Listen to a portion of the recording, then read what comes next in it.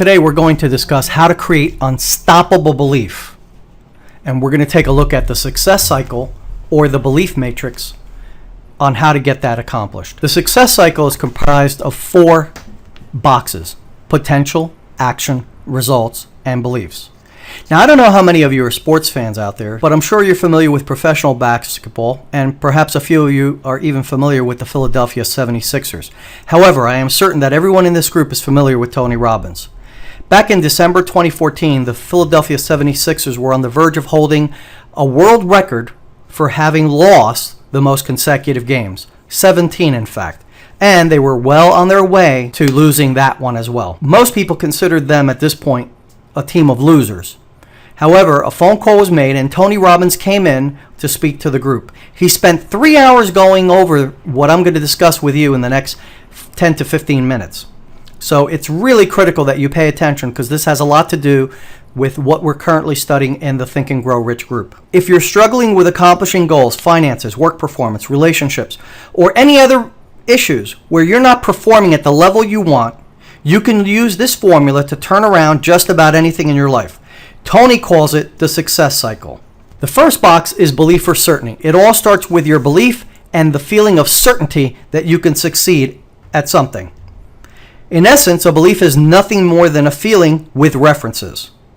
What I mean by that is that if you can imagine a coffee table and imagine the top of the table as your beliefs, the 4 legs constitute the references, the experiences, the proof that this belief exists on. We can knock down one of the legs of the table and weaken the belief. And if we can destroy all 4 references that created this belief, we can then begin to create and embed in ourselves a new, more empowering belief. And we'll discuss that in a second. Now, keep in mind that beliefs are neither true nor false. They just exist. They are. They're actually mental constructs. And in NLP, there's a statement that goes like this: the map is not the territory. Think of the map as your reality. Your reality is not true. Your reality is based on your beliefs. And beliefs are neither true nor false. They just are. It's the beliefs are the mind's way of creating meaning to all that it experiences. So, no belief is right or wrong. However, a belief can either be empowering or limiting, because they are the basis of what we think and consequently what actions we take. Now, how it works is if we have a little bit of belief or certainty that we can do something, then our subconscious mind only taps into a small amount of our potential. And as a result, we take a little action, if any. And since we take very little action, what do we get? Very little to no results. If you have ever tried to take massive action on a project or goal and you didn't believe that you had the ability or belief in the goal itself, you probably failed. You made excuses and found reasons to procrastinate on taking massive action on that, or any action at all. If we don't believe and we don't have a strong belief in ourselves and our abilities to achieve the goal, then many times we will talk ourselves out of taking any action. Does that sound familiar to any of us? Many times in life we tackle new projects or goals with what Tony calls a rear view mirror approach. We're so busy looking back at our mistakes and failures and what we did wrong that we don't focus on what we really want. It reminds me of the time that I went and took a class to learn how to drive a racing car. And I got behind the wheel with the instructor, and his only instructions were, when you're approaching the wall, Bert, make sure you don't look at it. Make sure that you focus where you want to go. I said, no problem. So we started the car up, and I started bringing it up to approximately 120 miles an hour. And as I approached the wall, I started looking at it because I was very close and I was concerned I was going to hit it. The instructor immediately grasped the steering wheel that he had. It was a dual steering wheel car, and turned it away from the wall, avoiding a catastrophe. He then stopped the car, took his helmet off, and said to me, Bert, you need to look where you want to go. If you look at the wall, we will end up as part of the wall. It's very critical when you're driving at these speeds that we focus on where we want to go. So he said, start the car. So I did. And this time I took the car to 150 miles an hour. Now, as I approached the wall, you would think that I would follow the instructions. But the human tendency is, in all of us, to look back, to look where we don't need to go, where we don't need to look. So as I started looking at the wall, he took my helmet, pushed my head so that I was forced to only look in the direction that we needed to go in. Consequently, we did not hit the wall. And I continued making the laps because now I began to focus on where I wanted to go. And it's the same thing in life. We sometimes are going at 150 miles an hour and we need to stop looking back. We need to stop looking at that wall and look at what we want. And we need to affirm it on a daily basis. You can't set a goal and just look at it once. It will not happen. And if it does, it happened by accident. And that's not a good thing because you can't replicate that. Once we have that belief or certainty that we can accomplish something, then what do we need is we need to access more of our potential. The more we believe that we can accomplish something, the more potential we can tap into. Now, you may be saying, I don't have that much potential. Other people have way more potential than I do, Bert. But it's not potential that is holding us back. All that is ever holding us back is our limiting beliefs, our negative attitudes, and our negative habits. For example, if you've been reading Think and Grow Rich, you know that there's Thomas Edison, Andrew Carnegie, Henry Ford. These were spectacularly successful individuals. They weren't geniuses. They didn't have the most potential. They were just ordinary people that first they knew what they wanted. They believed that they could get it, and they took massive action. Thomas Edison, his school teacher told him that he was too stupid to learn anything.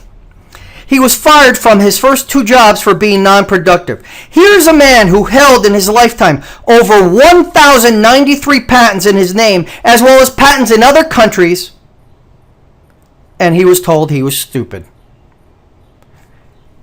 His main characteristic, according to Napoleon Hill, was that he had incredible persistence. In inventing the light bulb, he failed over 10,000 times in finding the right filament. What was his attitude? I haven't failed. I've just found 10,000 ways that it won't work. Would you try 10,000 times? Do you have that kind of persistence? How do you develop it? You believe in your goal. That's how you get it. It's belief in your goal that will make you try time after time after time after you failed. Because you believe in it so strongly. You believe in yourself, your abilities, and that you can accomplish the goal. And you will never quit. Walt Disney. He was fired by his newspaper editor because he lacked imagination and had no good ideas. Here's the man who is considered to be the king of imagination. And what does Walt Disney say? All the adversity I've ever had in my life, all my troubles and obstacles have strengthened me. You may not realize it when it happens, but a kick in the teeth may be the best thing in the world for you. All these individuals had one thing in common. They knew what they wanted, and they believed with certainty that they could get it. They tapped into all their human potential, and they took massive action, and as a result, they got extraordinary results. I don't think anybody could argue that Walt Disney and Thomas Edison did not achieve amazing things that some of us would die to accomplish. And we can. When we believe with certainty that we can accomplish our goal, it allows our subconscious mind to tap into all our potential. And when we tap into all our potential, we can then take massive action. Let me give you an example. Let's say you're a business owner and you've earned $20,000 a month in the past, and you want to do it again this month. If you are certain that you can make the $20,000, and that belief is a certainty with you, then that certainty will give you the confidence that you need. Since you are now confident and know how to get your desired result, your subconscious mind recognizes this and allows you to tap into your full potential. and you will be able to figure out how to make it a reality. This will all come to you with an effective plan, and you will take massive action. You will probably take the same or similar actions that you took before to get the same results. What made the difference? You believed that you could do it because you had done it before. If you've ever accomplished a goal, any goal in life, and you look back on it, you will realize that the reason you were able to accomplish it is because you believed that you could.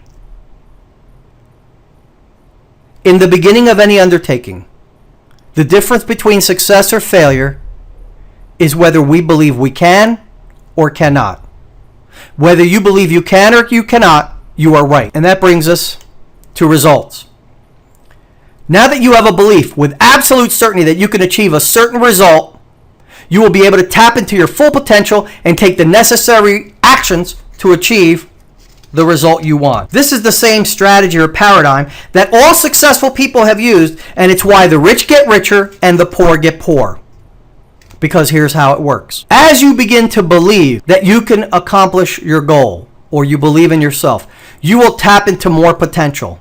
When you tap into more of your potential, you will take more action. When you take more action, you will get positive results. As you get positive results, you will be encouraged. You will have greater confidence because you got a positive result. And that will lead you to more belief and more certainty. And as you have greater belief and certainty, you will then begin to tap into more potential. And as you tap into more potential, you will take more action. And as you take more positive action, you will realize more positive results. It's a circle or a cycle. And that's why the rich get richer and the poor get poorer. The happy people get happier, and the sadder people and the sad people get sadder. It's all about our beliefs. So how do we change our beliefs? Because if beliefs are that critical, then we need to know how to change them. So let's get right to it. Number one, repeating something over and over again in a state of certainty with strong emotion, out loud, with enthusiasm, excitement, and passion will change our beliefs.